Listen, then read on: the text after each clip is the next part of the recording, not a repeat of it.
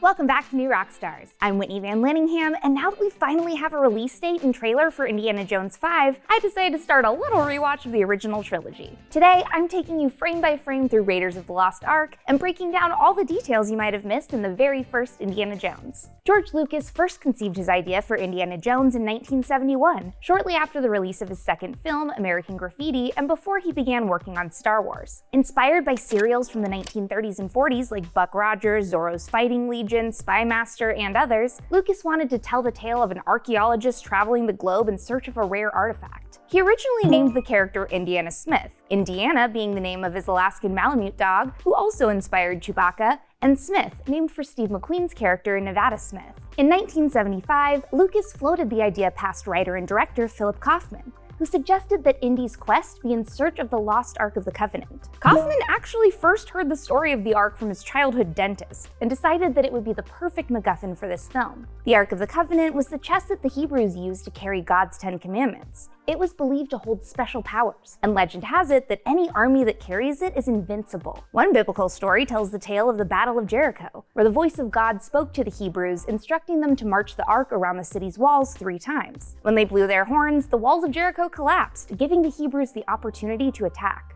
Lucas set his idea for this project to the side for several years, until after Star Wars premiered in 1977. After the film's release, Lucas was terrified that his space opera would be a gigantic flop, so he headed to Hawaii to lay low. There, he spent time with Steven Spielberg, who was also recuperating after his movie Close Encounters of the Third Kind on the islands. When Spielberg told Lucas that he wanted to work on a James Bond movie next, Lucas had a better idea in mind. Spielberg suggested that Lucas hire brand new screenwriter Lawrence Kasdan for the script, and in 1978, the 3 men outlined the story of Raiders of the Lost Ark. Spielberg was actually the one to suggest that they change the character's name from Indiana Smith to Indiana Jones, because he was afraid it would sound too similar to Nevada Smith. Pre-production for the movie began in December of 1989. Interestingly, however, Harrison Ford wasn't Lucas's first choice to play Indy. He wanted to cast an unknown actor for the part, and considered Bill Murray, Nick Nolte, Steve Martin, Chevy Chase, Tim Matheson, Nick Mancuso, Peter Coyote, Jack Nicholson, Jeff Bridges, John Shea, Sam Elliott,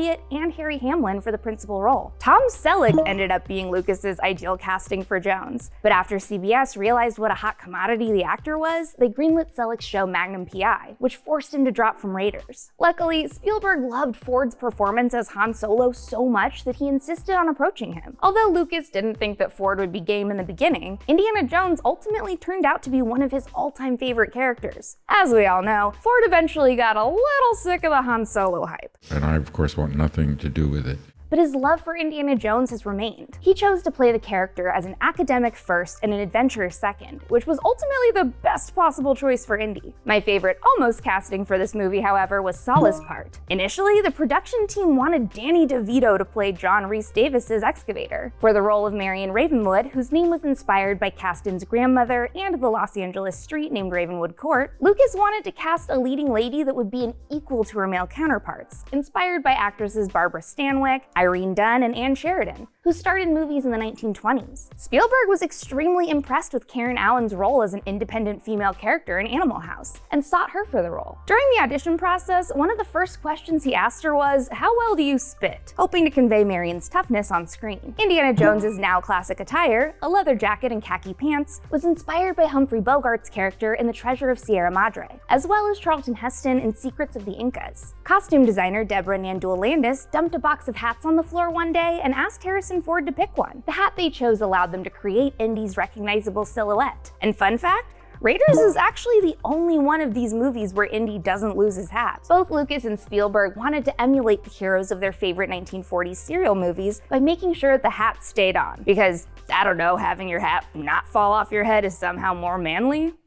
Alright, enough production talk, now it's time to jump into the Nazi punching action. The Peruvian opening of Raiders was actually shot in Hawaii, and the mountain that the Paramount Picture logo dissolves into is Kalalea Mountain on the island Kauai. Spielberg chose to fade the logo into the surroundings as an homage to the films he made in childhood, which featured a similarly edited introduction. He also chose the 1940s version of Paramount's logo to make this intro feel more authentic for the time period, instead of just using the updated 1980s logo. In 1936, Indiana Indiana Jones and his guides are traipsing through the Peruvian jungle in search of a golden idol that Jones desperately wants to put in a museum. Dr. Jones is in a race to find the golden idol against his rival history dork Renee Bellick, who, since grad school, has been scooping all of Indy's finds. If Indy's companion Santipo looks familiar, that's because it's Doc Ock himself. Raiders of the Lost Ark was Alfred Molina's film debut, and certainly one of his most iconic roles of all time. During the scene where Indy has to sweep a clutter of tarantulas off Santipo's back, the production crew had a hard time getting them to scatter off. In order to get the shot, they placed a female tarantula on Molina's chest to provoke the males to move. Indy's other guide, Barranca, who later ends up dead, is one of two characters played by Vic Taliban in Raiders. After his death at the hands of the Javitos, Taliban changes costumes and becomes the Monkey Man in Cairo. Although his monkey dies, which we'll talk about later, this second character didn't get any on-screen closure. He simply vanishes. Oddly enough, the temple scene's booby traps were inspired by Scrooge McDuck.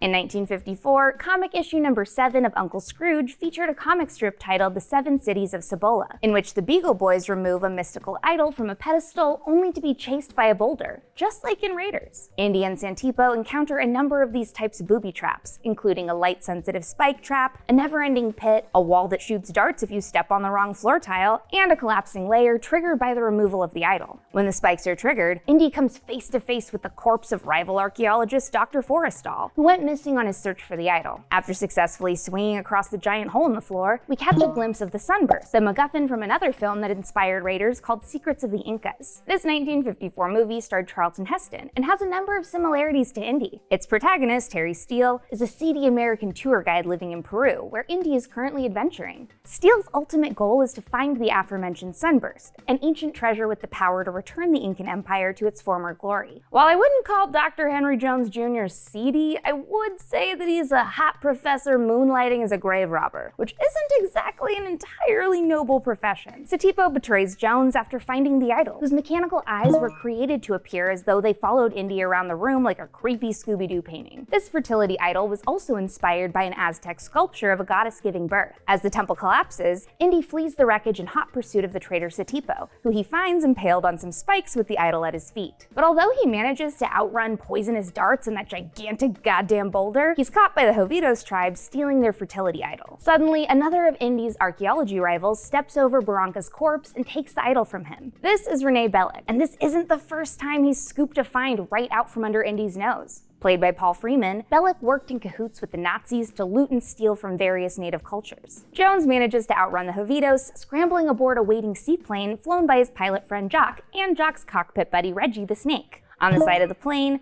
you can see the numbers and letters OB-CPO, an homage to both Obi-Wan Kenobi and C-3PO from Star Wars. As they take flight, the sound of the plane's engine starting is the same sound the Millennium Falcon makes when its hyperdrive fails.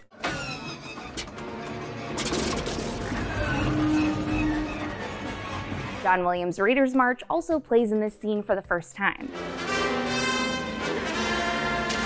During filming, this plane actually crashed from a height of 20 feet on the first take. Harrison Ford's leg was dangling too close to the air flap, which caused the accident. Actually, Ford did most of his own stunts on this film, so he got injured a lot. But thankfully, this wasn't one of those times. As 2022 draws to a close, everybody's looking at the stuff they put off all year going, I should do that now. While it may not be possible to write the great American novel before 2023 shows up, you absolutely can get a clean, professional-looking website up and running quickly and easily thanks to Squarespace. Squarespace is the all-in-one platform for building your brand and growing your business online. Squarespace makes it easy to make an awesome website that lets you engage with your audience and sell everything you need, your products, content you create, and even your time. If you're a social butterfly on social media, you can directly post from any profile you want on your website and automatically push website content to your favorite social media channels so your followers can share it too. Squarespace's analytic tools will help you learn where your traffic and sales are coming from so you can improve your website and build a marketing strategy based either on your top keywords or most popular products and content. And if you're into making videos like me, Squarespace can help you create pro-level videos effortlessly. The Squarespace Video Studio app helps you make and share engaging videos to tell your story, grow your audience, and drive sales. Head to squarespace.com for a free trial. When you're ready to launch, go to squarespace.com/newrockstars to save 10% on your first purchase of a website or domain. After his daring escape, Dr. Jones returns to his life as a professor of archaeology, teaching a 101 class on the subject at Marshall College. Marshall College is a fictional school and an homage to indie producer Frank Marshall. The exterior shots were actually filmed at the University of the Pacific in Stockton, California, and the interior of the school was filmed halfway across the globe at the Royal Masonic School for Girls in Rickmansworth, England. When one of his female students blinks her eyes in this scene, we see that she's written "Love You" on each eyelid. She actually improvised this, and now it's one of the most iconic moments in Raiders. Indy's teachings are interrupted by Dr. Marcus Brody, a museum curator and friend of Jones and his father, played by Denham Elliott. In exchange for several museum pieces found in Peru, Jones bargains with Marcus for enough money for a ticket to Marrakesh, where he's sure that Bellick will go to send the golden idol. But Brody has a different proposition. He introduces Indy to two U.S. Army intelligence officers who question him about the whereabouts of his former professor at Chicago University, Dr. Abner Ravenwood. They explain that the Nazis have been working with archaeologists all over the globe, instructing them to retrieve various religious artifacts. They also claim that Hitler is obsessed with the occult, namely because of the occult legends and beliefs associated with Nazism, including demons, witches, the Holy Grail, and other supernatural items and entities. Indy tells the agents that he had a falling out with Ravenwood about 10 years ago. Although he doesn't specify what they fought about here, it definitely had something to do with the fact that 27-year-old Jones had some manner of inappropriate relationship with Ravenwood's 17-year-old daughter Marion. The agents read the intercepted communique from the Nazis, and Joan realizes that their message means that they found the lost city of Tanis, and that they're also in search of the headpiece of the Staff of Ra. Although Jones claims that no one has been able to find Tanis for centuries before these Nazis' rediscovery, in real life, Tanis was never lost. Located northeast of Cairo, Egypt, it was first studied in 1798, and was the site of multiple archaeological excavations in the 19th century. The headpiece of the Staff of Ra is a golden medallion rumored to lead the holder directly to the Ark of the Covenant's location, a secret hidden chamber called the Well of Souls. After disappearing from its last known resting place, the Temple of Solomon in Jerusalem, legend has it that the Egyptian pharaoh Shishak took the Ark with him back to Tanis in 980 BC. Tanis was wiped from the map by a sandstorm that lasted an entire year, which many suspect was an act of God's wrath. The Nazis wanted to find the Ark because of its supreme power and direct connection to God himself. Because Dr. Ravenwood is the premier expert on Tanis, Indy agrees to find him, and the Ark of the Covenant, before the Nazis do. When Marcus visits Indy at home, he warns him of the dangers of searching after a highly sought-after ancient and powerful artifact,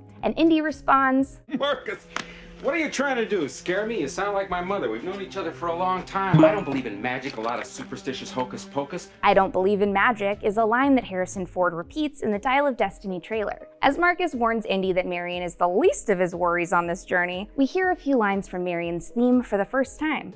"Marion's the least of your worries right now, believe me, Indy." As Indy takes his seat on the plane to Nepal, a Nazi spies on him from behind an issue of Life magazine. Although many fans initially thought that this character was Tot, played by Ronald Lacey, this guy is actually none other than Raiders special effects artist Dennis Muren. At Marion's bar, The Raven, our girl goes shot for shot with one of the biggest dudes in the establishment without getting too wasted, a trick she mastered with lots of practice. When Indy shows up, she punches him in the face for dating her when she was a teen, which is fair. He asks her for the headpiece for the Staff of Ra, and Marion tells him that her father, his mentor, died. She insists he come back tomorrow to talk about the medallion, claiming that she doesn't know where it is. As soon as he leaves, however, Marion reveals that she's wearing it around her neck for safekeeping. Just then, Tot and some Nazi buddies show up, hoping to steal it for their own expedition. Luckily, Indy returns to help her fight the Nazis and save the medallion. Actor and former pro wrestler Pat Roach is credited as the giant Sherpa who's lit on fire just before being shot in the head by Jones. He actually appears again towards the end of the movie as the bald German airplane mechanic whose brains get turned into chunky salsa by the propeller, and is the only actor besides Harrison Ford who appears in all of the original trilogy films. My favorite small detail in this fight scene is when one of the bar's liquor barrels is shot, causing the liquid inside to spurt out. Marion takes a little swig of liquid courage before diving back into the action, which is exactly what I would do if I just saw a guy immolate. Tot grabs the nearly molten hot medallion with his bare hands, imprinting one side of its markings deep in his flesh. Marion does the smart thing and wraps a cloth around it before saving it from the burning bar. She insists Indy make her his partner in this expedition, and the two fly away from Nepal to Cairo. The footage seen here of the Douglas DC-3 airplane flying over Asia is actually taken from the 1973 film Lost Horizon.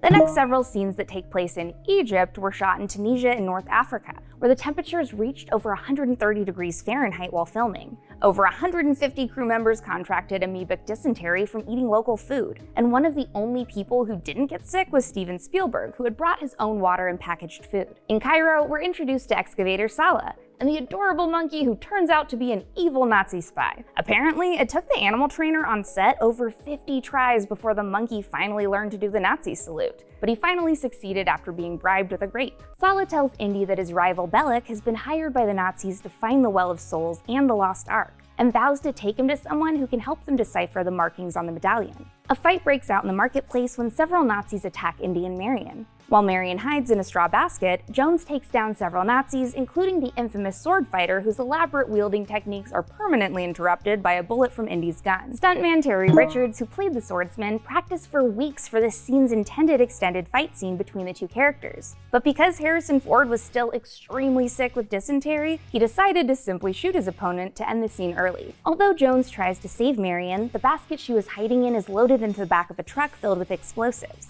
When the truck crashes and bursts into flames, Indy assumes that Marion's dead. After rescuing him, Sallah explains that Bellick and the Nazis used a one-sided copy of the medallion in the map room to locate the spot where they believed the Ark to be hidden, and that some of his excavators had begun the dig that morning. An imam translates the warning on the medallion. The Ark of the Covenant is not to be disturbed. The height of the Staff of Ra is also inscribed, and the Ark can only be found using this exact measurement in the map room. The side of the medallion possessed by the Nazis translated to 6 qadams or 72 inches, but when you flip it over, the other side instructs you to take away 1 qadam from the staff's height to honor the Hebrew god. Ecstatic that Bellick is digging in the wrong place, Sallah starts singing I Am the Monarch of the Sea from HMS Pinafore, a comedy opera from 1878. Speaking of these Hitler-loving sons of bitches, although it sounds like many of the Nazi characters in this movie are speaking German, the actors performing the language were so terrible at it that native German speakers actually had to later redub some dialogue for later DVD and Blu-ray releases of Raiders. After using the staff at its correct height in the map room, Jones discovers the true location of the Ark of the Covenant. While looking for a place to lay low, he accidentally stumbles into the tent where Marion is being held prisoner.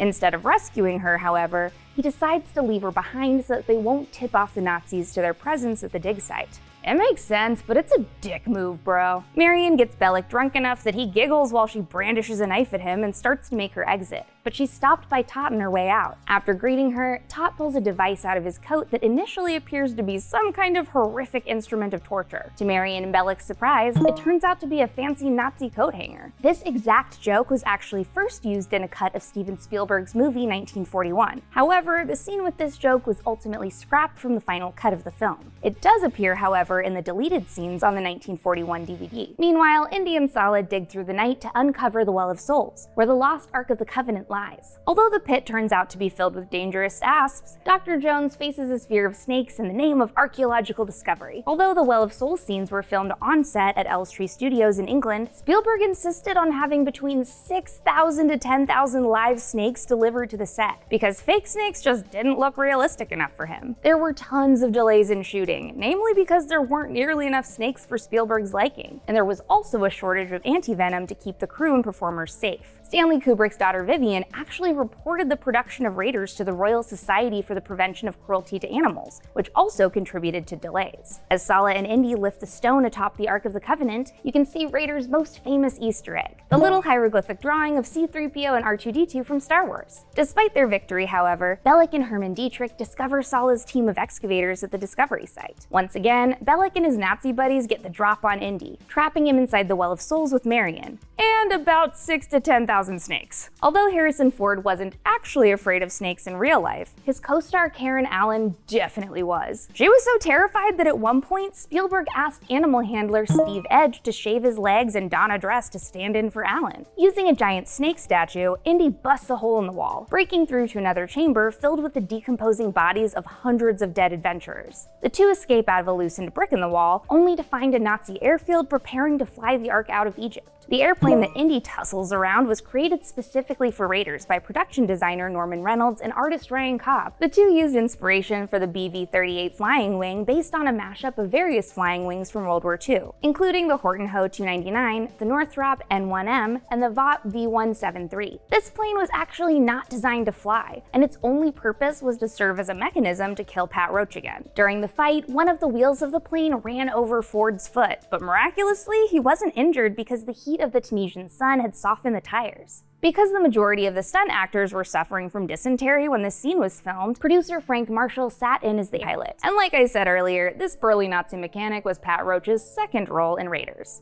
Indy pursues the trucks carrying the Ark on horseback. Interestingly, this chase scene was inspired by the 1939 film Stagecoach, which features a scene where John Wayne, aka the Ringo Kid, is on a stagecoach attacked by Apache cavalry scouts. In an incredibly impressive feat for special effects in the 1930s, stunt performer Yakima Canet coordinated a single take where one of the scouts leaps from his horse onto the coach's team of horses before being shot and dragged beneath the carriage. This is the moment that inspired the decision to have Indy dragged beneath the truck in this scene as well. A few shots fired later in Stagecoach, Ringo Kid has to make the leap from the roof of the coach to the horse team below, which likewise inspired Indy's jump from the horse to the truck. Also, when this Nazi-ass hat flies through the window of Gobbler's car, you can hear the quintessential Wilhelm scream. Once the Ark is loaded safely aboard the tramp steamer headed for England, Marion kisses Sallah goodbye. Afterwards, he begins singing another HMS Pinafore tune, a British tar. But while Jones and Marion make out in Captain Katanga's private quarters, the Ark has begun to burn a hole in the swastika on the outside of the box it's held in. The scene where the Nazi U-boat captures the Bantu Wind was filmed on location in La Rochelle, France. Over the intercom, you can hear the number 1138 spoken in German, which translates to 1138, a reference to THX 1138, another film written and directed by George Lucas. The submarine in this scene was actually borrowed from the set of 1981's Das Boot, which was also being shot in La Rochelle at the time. The Nazis steal the Ark back, and after disembarking on an island in the Aegean Sea, begin the trek with the Ark through a very familiar-looking canyon. The Sidi Boulou Canyon, located near the city of Tozeur in Tunisia, is where Jones confronts the Nazis with a rocket launcher. This is the very same place where they filmed several scenes on Tatooine in A New Hope. While filming this scene, a fly landed on Paul Freeman's lip while he delivered his lines, but he kept acting straight through it because it was too hot outside to keep pausing. Although it appears that Bellick actually swallows the fly, Freeman insists that the fly's departure from his face was left on the cutting room floor. Dr. Jones can't bring himself to blow up the Ark due to its historical significance, so he and Marion are captured and tied to a pole at the center of the action, while Bellick, Dietrich, Todt, and the other Nazis prepare for the ritual that they believed would connect them directly to God. Inside the Ark, all that remained of the 10 Commandments was a pile of sand, and the Nazis felt a brief moment of disappointment.